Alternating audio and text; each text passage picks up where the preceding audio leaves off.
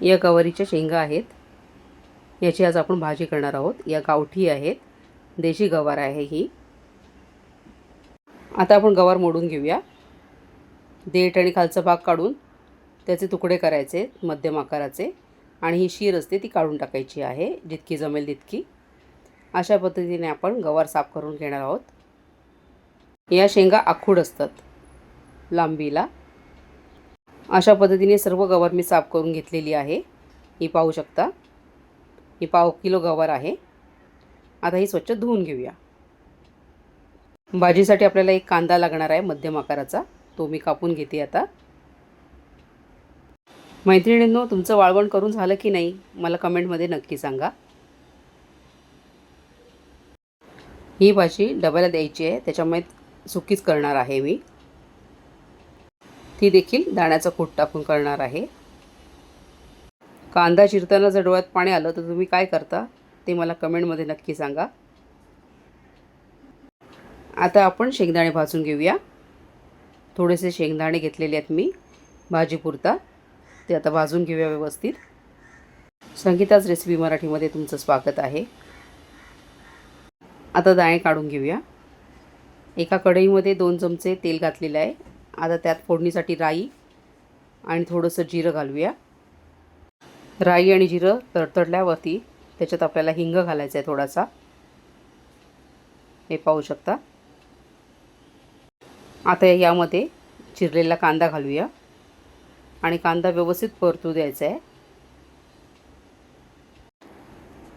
आता त्यात थोडीशी कढीपत्त्याची पानं घालूया. आदल्या दिवशी भाजी चिरून किंवा मोडून ठेवली तर ती दुसऱ्या दिवशी करायला बरी पडते. आता या भाजीसाठी मी हे मसाले घेतलेले आहेत. हा मिक्स मसाला आहे. हळद, जिरा पावडर, बडीशेप पावडर, धणे पावडर आणि ही लाल मिरचीची पावडर जी आत्ताच मी करून आणली आहे. आता हे सर्व मसाले आपल्याला भाजीमध्ये घालायचे आहेत. तुम्ही इथे मिक्स मसाल्याच्या ऐवजी गोडा मसाला देखील वापरू शकता, किंवा तुमचा एखादा ठेवणीतला मसाला असेल तो देखील घालू शकता भाजीमध्ये. आता हे परतून घेऊया व्यवस्थित तेलामध्ये. या भाजीमध्ये तुम्ही बटाटा देखील घालू शकता. मी इथे फक्त गवारच घालत आहे. ही पाहू शकता, पाण्यामध्ये ठेवली होती मी. माझ्या मित्रमैत्रिणींनो, तुम्हाला जर माझ्या रेसिपीज आवडत असतील तर प्लीज माझ्या चॅनलला लाईक करा, शेअर करा, सबस्क्राईब करा आणि बेल आयकॉनला क्लिक करा, जेणेकरून माझ्या येणाऱ्या नवीन रेसिपीजचं नोटिफिकेशन लगेच तुम्हाला मिळेल. भाजी नीट परतून आपल्याला याच्यावरती आता झाकण ठेवायचं आहे आणि अधनं-मधनं भाजी चेक करायची आहे.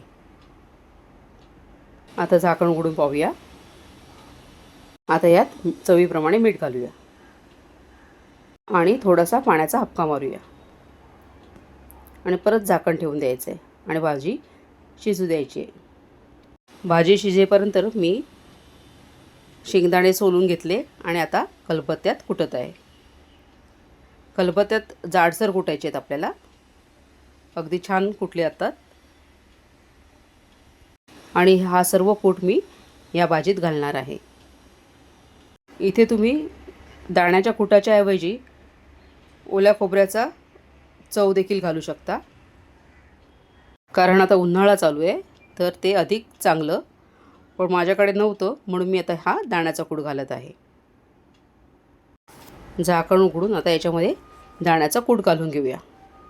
तर झालं काय, मी कॅमेरा ऑन करायलाच विसरली आणि ती माझी स्टेप वगळली गेली. आता यात थोडीशी कोथिंबीर घातलेली आहे. परतून घेऊया आणि थोडासा यात आता गूळ घालायचा आहे चवीसाठी. तुम्हाला आवडत नसेल तर नाही घातला तरी चालतो. आता जरा परतून परत झाकण ठेवूया. आता आपण भाजी शिजली आहे का पाहूया. हे बघू शकता, बघितल्यावरच कळते आहे की गवार शिजली आहे. तरी देखील चेक करूया. हे बघा, गवारीची भाजी तयार झालेली आहे. गॅस बंद करून टाकूया आणि आता डिशमध्ये काढून घेऊया. कशी वाटली गवारीची भाजी कमेंट करून सांगा. रेसिपी पाहिल्याबद्दल मनापासून धन्यवाद. लवकरच परत भेटू. तोपर्यंत बाय.